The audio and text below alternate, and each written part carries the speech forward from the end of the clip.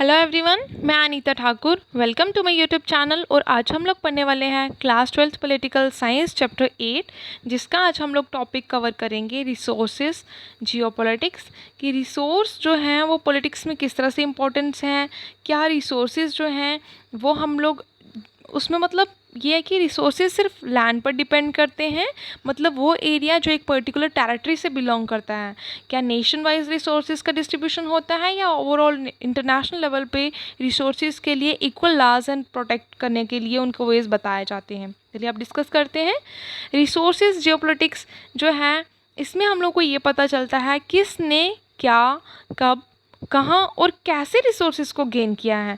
Resources जो कि provide करते हैं हमारे लिए कुछ ऐसे की मीन्स, कुछ ऐसे मोटिव्स, कुछ ऐसे एम्स प्रोवाइड करते हैं जिनकी वजह से ग्लोबली हम लोग अगर बात करें, यूरोपियन पास जो है वो एक्सपैंड हुई हैं।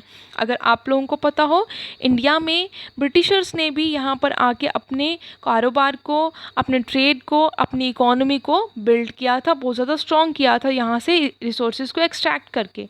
ठीक है, नेक्स्ट अगर हम लोग बात करें, यहाँ पर इंटरस्टेट राइवलरीज भी देखने को मिलती हैं जब किसी नेशन के पास या किसी स्टेट के पास बहुत ज़्यादा रिसोर्सेज हो।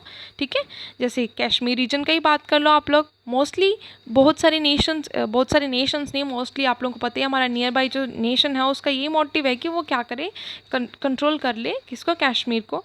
अगर हम लोग वेस्टर्न जियोपॉलिटिकल थिंकिंग की बात करें तो वहाँ पर जो रिसोर्सेज हैं उनमें मतलब ही हम लोग ये बोल सकते हैं कि डोमिनेट करते हैं, कुछ ऐसे रिलेशनशिप्स बनाई गई हैं कि सिर्फ कुछ नेशंस जो है वो क्या करते हैं, उनको कंट्रोल करते हैं, चाहे वो ट्रेड हो, वार हो, पार हो। और उसके बाद सबसे बड़ी बात ये कि ओवरसीज़ रिसोर्सेज का यूज़ किया जाता है, उनके लिए नेविगेशनल रूल्स रेगुलेशन सब कुछ सिर्फ कुछ नेशंस ही बनाते हैं। जैसे अगर हम लोग बात करें, वर्ल्ड ट्रेड ऑर्गेनाइजेशन है, उन सभी जितनी भी इंटरनेशनल लेवल की ऑर्गेनाइजेशंस हैं उनमें यूएस, रशिया वगैरह वगैरह ये जो हैं ये नेशंस डोमिनेट करते हैं। क्यों डोमिनेट करते हैं? Just because of they are belonging to a great powers, है ना। नेक्स्ट यहाँ पर बात करेंगे सी पावर्स, जो कि मतलब सी पार को इन्हांस करने के लिए टिम्बर बहुत ज़रूरी है। नेवी को टिम्बर की ज़रूरत होती है, तभी तो वो क्या कर सकते हैं। 17th सेंचुरी में ये जो भी यूरोपियन पावर्स थी उनकी फ़र्स्ट प्रायोरिटी क्या थी कि टिम्बर्स को क्या करना है, टिम्बर्स को लाना है, जिसकी वजह से हम लोग अपनी एक बहुत अच्छी अच्छी शिप्स बना सकते हैं। अगर हमें किसी भी नेशन के ऊपर वॉर या अटैक करना होगा तो वो हमारे लिए बहुत ज़्यादा बेनिफिशियल साबित हो सकती हैं।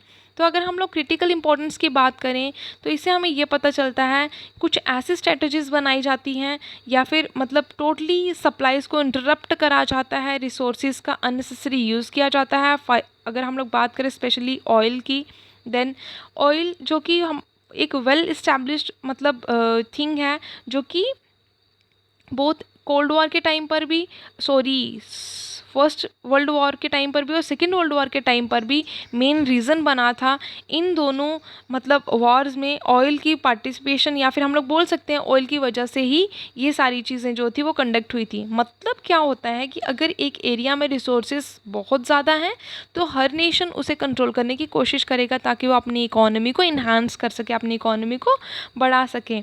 और through out the cold war अगर हम लोग बात करें तो उस टाइम पर तो आप लोगों को अच्छी तरह से पता होगा 1990s में कुवैत पर इन्वेजन हुआ था। क्यों हुआ था जी?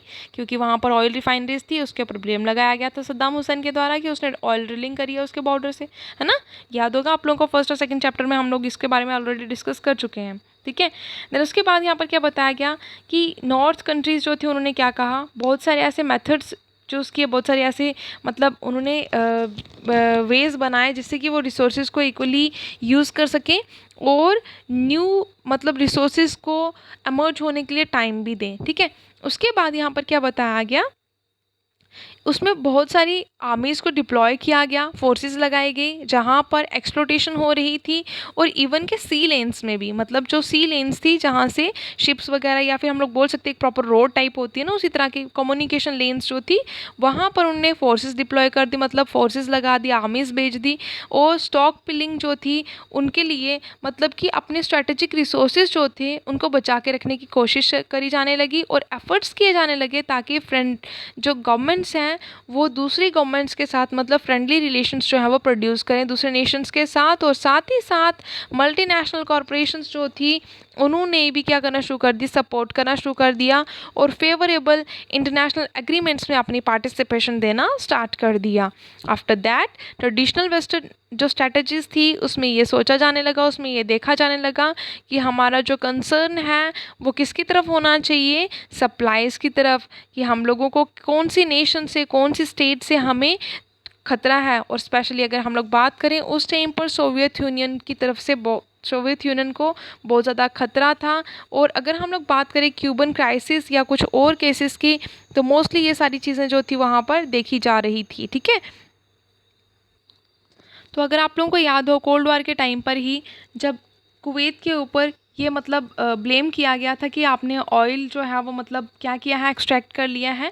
ठीक है, तो उस टाइम पर भी मेजर इशू देखा गया था। सोवियत यूनियन और सोवियत यूनियन और यूएस ने सपोर्ट किया था इन नेशंस को ताकि ये इशू जो है उसको सॉर्ट आउट किया जाए। मतलब सॉर्ट आउट नहीं बोल सकते, लड़ाई लगवाई ही गई थी इनके द्वारा भी। ठीक है, देन उसके बाद मेजर इशू क्या था, ऑयल, कि ऑयल को कंट्रोल करना है और जितने भी मिनरल्स थे उनके लिए स्ट्रैटेजीज बनाई जाए, एक सिस्टम फॉर्म किया जाए कि सदर्न और सेंट्रल अफ्रीका जो है वो क्या कर सके, प्रॉपरली उनसे कंसर्निंग रह सके। और जैसे ही कोल्ड वॉर का एंड हुआ उसके बाद क्या हुआ, सोवियत यूनियन डिसइंटीग्रेट हो गया 1991 में। और जो सिक्योरिटी सप्लाईज थी वो कॉन्टीन्यूसली चिंतित थी कि कौन सी गवर्नमेंट जो है वो बेस्ट डिसीजन लेगी, कौन सी मतलब बिजनेस डिसीजन, मतलब कौन से नेशन जो है वो बिजनेस के लिए डिसीजंस लेंगे और कौन कौन से रिसोर्सेज जो हैं, मिनरल्स जो हैं वो यूज़ करे जाएंगे। स्पेशली रेडियो एक्टिव मटीरियल्स की बात होती थी। तो उस टाइम पर जो ऑयल कॉन्टीन्यूस मतलब ऑयल जो था वो कॉन्टीन्यूसली मोस्ट इम्पॉर्टेंट रिसोर्स रहा, क्योंकि ग्लोबल स्ट्रेटजी के अकॉर्डिंगली ऑयल ही हर एक जगह पर यूज़ किया जा सकता था फॉर इकोनॉमिक पर्पसेस के लिए। ठीक है, पैसा अर्न करने के पर्पसेस के लिए। तो अगर हम लोग बात करें ग्लोबल इकोनॉमी की तो वो कहीं ना कहीं 20th सेंचुरी में ऑयल पर ही डिपेंड थी, क्योंकि ऑयल एक पोर्टेबल और इंडिस्पेंसिबल फ्यूल था जिसको हर जगह यूज़ किया जाता था। और साथ ही साथ ये पैसे के साथ पूरी तरह से एसोसिएटेड था, जुड़ा हुआ था, ऑयल जनरेट करता था पॉलिटिकल स्ट्रगल्स के लिए भी। और कहीं ना कहीं बहुत ज़्यादा पॉलिटिकल स्ट्रगल्स भी देखने को मिली कि कंट्रोल किया जाए ऑयल रिफाइनरीज वाले जो प्लेसेस हैं, रीजन्स हैं।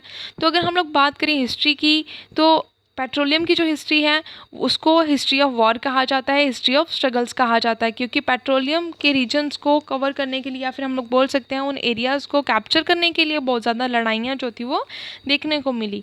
द नेक्स्ट केस अगर हम लोग बात करें वेस्ट एशिया और सेंट्रल एशिया में ओबियसली इतनी ज़्यादा वॉर्स जो थी वो देखने को नहीं मिली थी। और स्पेशली बात करें वेस्ट एशिया, उसमें गल्फ रीजन है, उसमें ये बताया गया है कि अबाउट 30% जो ग्लोबल ऑयल प्रोडक्शन जो है वो वहाँ से होती है। लेकिन अबाउट 64% जो है प्लैनेट का जो मतलब रिजर्व्स हैं, मतलब प्लैनेट्स का जो रिजर्व्स हैं वहाँ पर देखा गया कि सिर्फ ये जो रीजन है वो क्या करता है, सेटिस्फाई करता है substantial rise of oil demand. मतलब कि जो ऑयल की डिमांड है वो उसी रीजन से ही क्या करी जाती है, फुलफिल करी जाती है। सऊदी अरेबिया जहाँ से quarter of the world's total reserves है, वहाँ पर सबसे ज़्यादा रिजर्व सऊदी अरेबिया में ही हैं ऑयल्स के। ठीक है, और सिंगल लार्जेस्ट प्रोड्यूसर है जहाँ से ऑयल सभी जगह पे सप्लाई करा जाता है। देन क्या कौन सा आ जाता है सेकंड, सऊदी अरेबिया के सेकंड पार्ट में कौन आता है, इराक भी बहुत ज़्यादा ऑयल को क्या करता है, एक्सट्रैक्ट करता है और रिजर्व्स हैं वहाँ पर भी। और सऊदी अरब के बाद सेकंड नंबर पे कौन आता है, इराक आता है।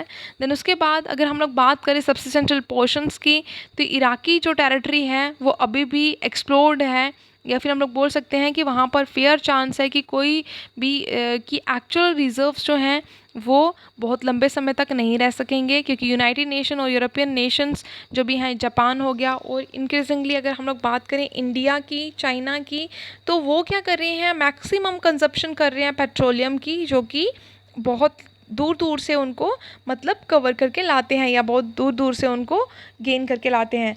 नेक्स्ट अगर हम लोग बात करें वाटर की तो वाटर भी एक बहुत इम्पॉर्टेंट रिसोर्स है जो कि ग्लोबल लेवल पे इस टाइम पर रिलेवेंट उसके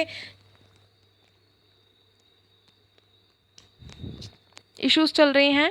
ठीक है, द नेक्स्ट यहाँ पर बताया गया है कि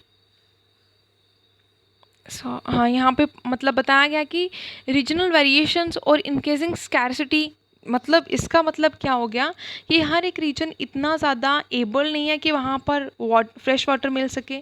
हर एक रीजन की अपनी मतलब वेरिएशन है, अलग है हर एक जगह से।